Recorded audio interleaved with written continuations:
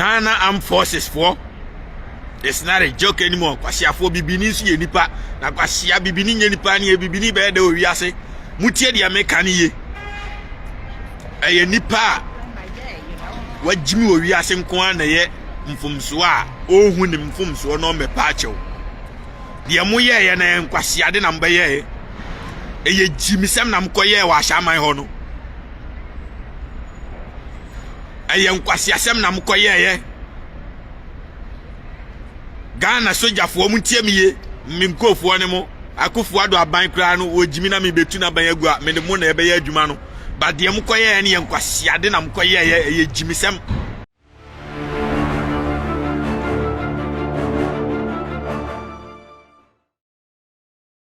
Mima wakwaba eba Skeleton Man TV. So Skeleton Man TV ana wo hwe say we your first time abomodia subscribe me notification so say na anytime bia ye di video betum bia uso nsabeka no anya bia hwe wo hwe a comment fa ho kire wadwen efa video no ho abusua like na share video no emo bia so enya bi hwe bi dasi bebre abusua eye Ghana military storm me a almost storm me ashama ebo ashama for tese eye wo mu ayakayaka dia Ghana fo nyina ede o manu to mu bi se the military for ne koyeye no tese enye kura Twene Jonas ono so akasa afa ho na nsemu Twene Jonas eka no anu ohie papa Twene Jonas se military for no omo ni adwuma bi aya omo ntena omo barracks ho no o si military for no so omo ni adwuma bia aya omo ntena omo barracks ho no edienti ana as military say ye kum nipa ba kokura mutimi ko area ho no na chese omo e wo that area ho no nyina mutimi bu omo nyina emu memma emu ma emu kola na chese obia mu behia no bia no mo bo no se nipa no onka ho bio se oye hwan ho mu de ane se wansa mo hie nipa ewo ahyama no de mo bo no o se mo abo mo eprepra wo mo a chese emfaso bia anyeden eni so se nipa no kra na odi bone no oni ho no mu bia na chese de mukoye ye no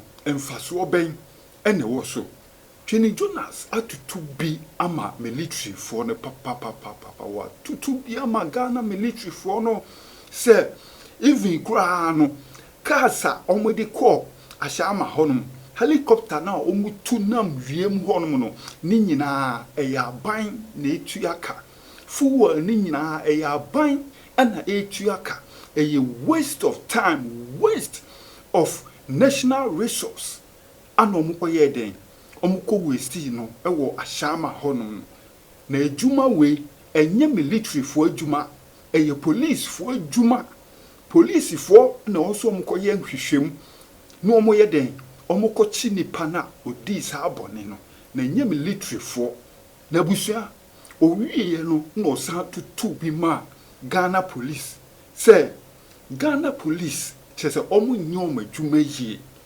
omu nyoma adwuma yie kura obi kodi bone a ubehu a na asem no abeye foolish case osi enu nti ene ma military for no omo so ye den ekoye sa ade no because omu nim say sa asem we no ekodi police for insemu a omu beninam ho achichi go through sa ubehu a finally no ma ba out to say enipa no odi bone ne kura o ma anye den o ma ehu no na akoye foolish case enu nti anu osusu say military for no so ye den ekoyi di sa adwuma no nti abusua sa na Twene Jonas eka na mumientie ensem a Twene Jonas eka fa sa asem no ho abusua mumientie Twene Jonas obaso anu ahye no kra no Ghana Armed Forces for Monfa mu Jimmy nkobo lete tentente Monfa mu Jimmy nkobo lete tentente na mo ntwira application tentente na mo fa mo jimi nkotena camera anim na mo mepa the people of Ghana and the people of Ashaman for achew Ghana Armed Forces for it's not a joke anymore kwasia for bibini su ye nipa na kwasia bibini nye nipa ne bibini be de owiase mutie dia meka ne ye eye nipa wajimi owiase nko an na ye mfumso a ohu ne mfumso no mepa achew dia mo ye na nkwasia de na mba ye eye jimisem na mkoye wa Ashaman ho no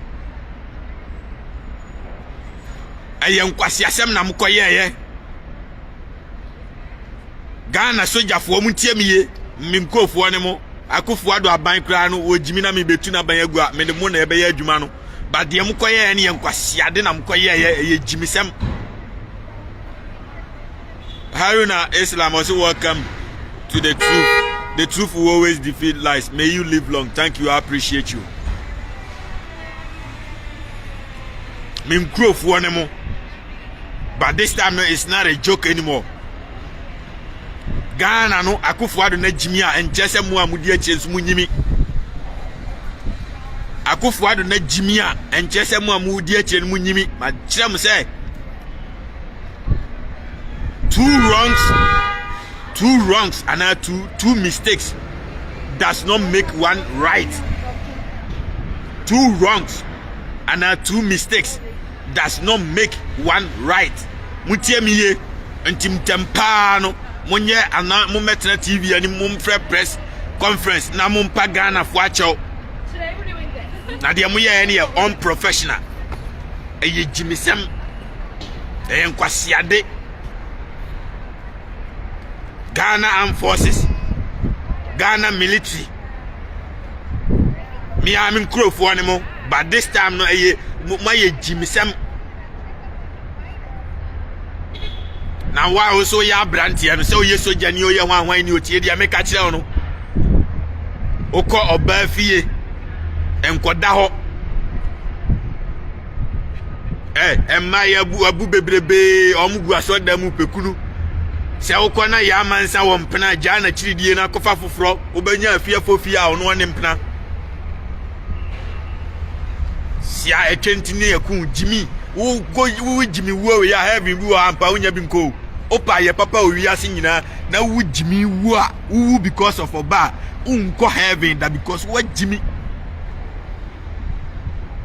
Akufo Addo na ban na mal tutura sema ye komo da bia ye kum nipa rough MPP fo ni nyina ya wudifo ye kum nipa okoka na omu di jimi abetena na odi a mpanimfo atemo kwasia ombowura ho na omu nkofo no wana bisa so obi nyine MPP card mra na enya nsi ho ana obi nyine NDC card mra na enya nsi baabi ye gwam nyina afra because oman na faili when the system fail, when the leadership is weak obi aye nkwasiade muti ya kura so man meja tuo na ngum so Ashaman wankum nyina da bia ka se munsua nyansa mo ka se Agyimiifo so o mo bai na o mo si da bi ye beto bombo ato Ashaman na o mo tobu ho na o mo kum nyina se enkaisi a Osaman na ebe da Osaman be ba be de ba de Agyimiifo so bia ni so Jimi emfaso bia ni so Akufo Addo kraman no ne control armed forces Akufo Addo kraman no ne control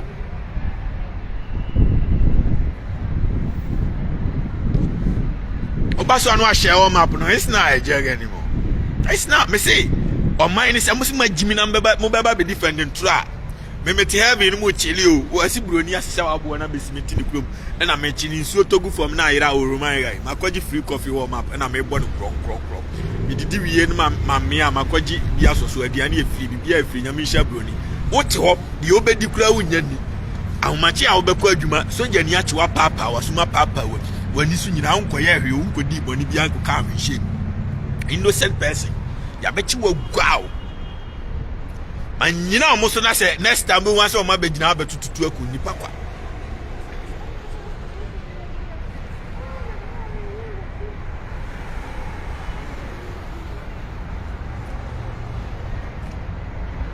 it's not a joke anymore. Now Akufo Addo na Agyimiifo me up man panyina nka o romantic suspension ma suspend soldier for no mko ho nyina fix the problem easily. Suspend them. So Jimmy, Oma soja kura mfaso ni so yenum yesu anon. Na soja ni betina trotro ma yesore ne de akonwa man. Ti dia me kire na Akufo Addo Jimmy no wo fi kwasia. Tetem na oyonko mampanyini foforo na eti akonwa no so. Apoaba setem na soja fo mu ho mfaso. People respect them. And wo Akufo Addo hu fi krasini kwasia sesa MPP for boys akromfo na mde soja uniform ahye omo. Na kwasia de na omo ye oman. Ene soja ni ube wan se esrewusu krasini anantu so nso Jimmy kromfo tachi amoa obabasa we tena otwetwa nkofo network mi no nu kura soja ni bag de kwa ebede na obi abu soja ni kwasia ba America be soja ni so na mabontida. We hide the soldiers. Military for no omo adwuma ne se nka Togo ni bi ana Burkina ni bi abo awura ahya amanfo so a omo bu ahya amanfo no na soja fo na be kiki in no ma be protect ahya amanfo. They don't go and beat ahya amanfo. Their primary responsibility and their primary goal is to protect their people. They don't even fight their people, but they rather protect their people. That is their job. Tiria me chiamono ama Jimmy na ama Messi bibia ama bibia enkwasiade. Tiesre osu na ne wona na motrom kankan no no ntimi nkura ne bag. Kwasia ye fa no kosi parliament wono. A mu nkodi di no fa no command post no. Na se temo ne kura ne bag ma no. Jimmy ade no ma Jimmy sa. You cannot create them. You have to respect every institution in Ghana. So Jenny na matamne na command China ni so mo ne ho ban no on say ni krom fuonsuo. On say ni krum fonso ti e krum wo fo hu soja ni na de na ombe ye no wabe the enemy of the people. The protector of the people has tend to become enemy of the people because of mampanyini na Jimmy woni twa sere Akufo Addo apo ba onim so Jimmy sia uba me de aba akunwa ne ma ye den onim se nyansa bia ni utrim Jimmy. It's not a joke. Of course, you subscribe, bring comment. I'm going to read your comment on America. It will be a coach in Jonas TV, non subscribe. And now, I send stars, brand I'm Modi. Will be a send stars, Haruna Islam, was it they are behaving like a more a fumu. And yeah, go fumu and a Jimmy. America, a moment, whom so Janine on great war about 20 million% impossible, man. Omo kwesi baby who share soja ni wa America no ma table ne tentesi was say we are selling military forms. We are begging you to join the military. And once you join the military, we're going to pay you. Oh my God. Give you all the benefits. Who go for one mama bibia than Jimmy?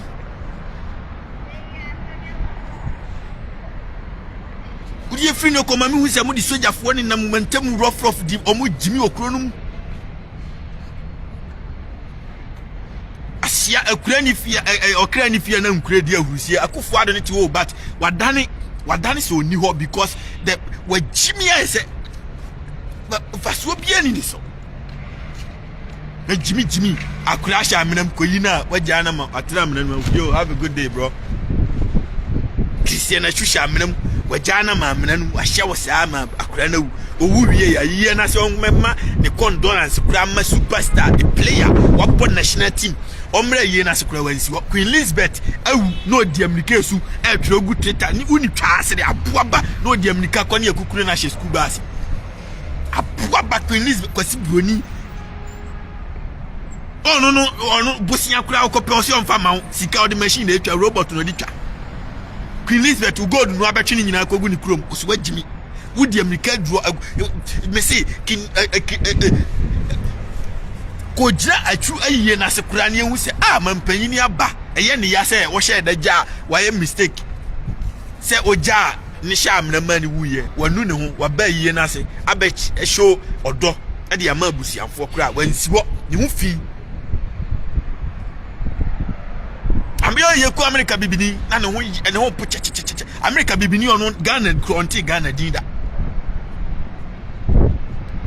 Akufo Addo ni twasere wati Jimmy abuaba obi a hia wo mapo no presini ofi Jimmy What ye emuan see beto about the abua bi mra sa nyansa ni utima na odi ujimi betra say wo ye candidate ni e kofa ba na odi ujimi be jimi a ti said Akufo Addo ujimi no wo be double ujimi ne pepepe a ye wa ha ye be ye ho adwuma asiafo bibini su ye nipa jimi keke na ye wo ye problem ye jimi.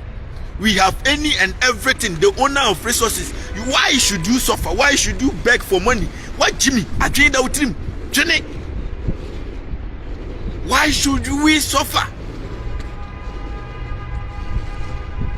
And for this woman coming from Jimmy announcement in Papa Ghana for not on my Jimmy crowd.